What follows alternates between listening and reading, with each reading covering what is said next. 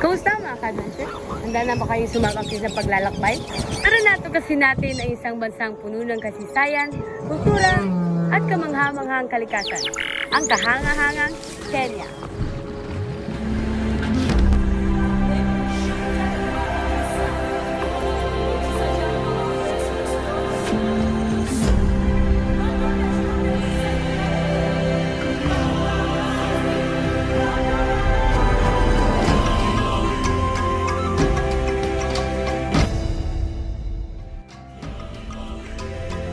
Malawak, makulay, buhay na buhay.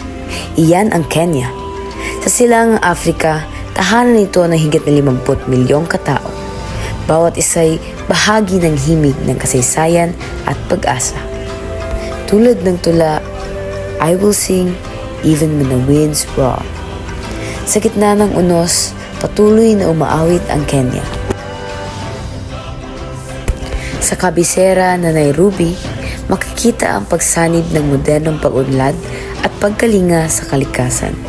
Ito ay isang patunay na kahit sa gitna ng pagbabago, nananatili pa rin ang koneksyon sa pinagmulan.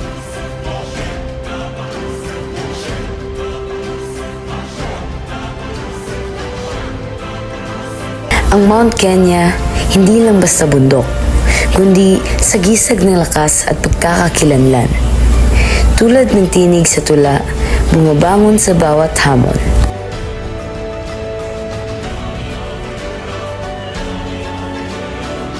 Sa Kenya, bawat tribo ay may sariling kwento. Mula sa Masay na sumasayaw sa kumpas ng tradisyon hanggang sa mahigit 60 wika na bumubuo ng isang makulay na awit. Sabi nga sa tula, I will sing even when shadows fall. Dahil sa bawat hamon, ang kultura nila ay patuloy na umaawit ng pag-asa. At syempre, hindi kumpleto ang paglalakbay kung walang pagkain. Sa Kenya, matitikman mo ang pagkain hindi lang masarap, kundi may kwento rin sa bawat subo. Isa sa pinakasikat na pagkain dito ay ang ugali, isang simpleng cornmeal dish na staple sa bawat tahanan. Karaniwan itong sinasabay sa mga masasarap na ulam tulad ng sukuma wiki, isang malinamnam na leafy green dish.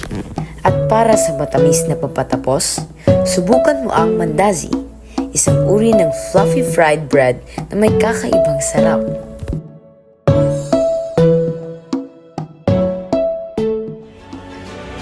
Sa Kenya, ang mensahe ng I will sing ay makikita sa pang-araw-araw na buhay ng mga tao. Sa bawat hakbang, sa bawat ngiti, at sa bawat kwento, maririnig mo ang sigaw ng kasiyahan at lakas na nagpapakita ng tibay ng kanilang pananampalataya at kultura. Ang tula ay isang paalala na kahit sa harap ng hamon, ang kalikasan at buhay ay patuloy na ipagdiriwang at mayroong kagandahan sa bawat araw.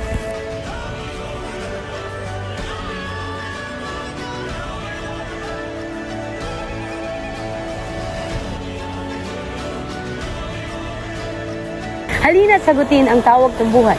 Sa Kenya, makikita mo na sa tulad ng tulang I will sing, kahit anumang pagsubok, ang buhay ay patuloy na ipagdiriwang sa bawat ngiti, sa bawat akbang at sa bawat tanawin.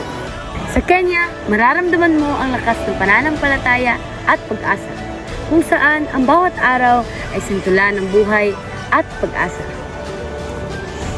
Kenya, isang lugar kung saan tulad ng tula, ikaw ay magpapatuloy sa paggawa ng iyong sariling kwento, tuklasin, damhin at ipagdiriwang ang buhay.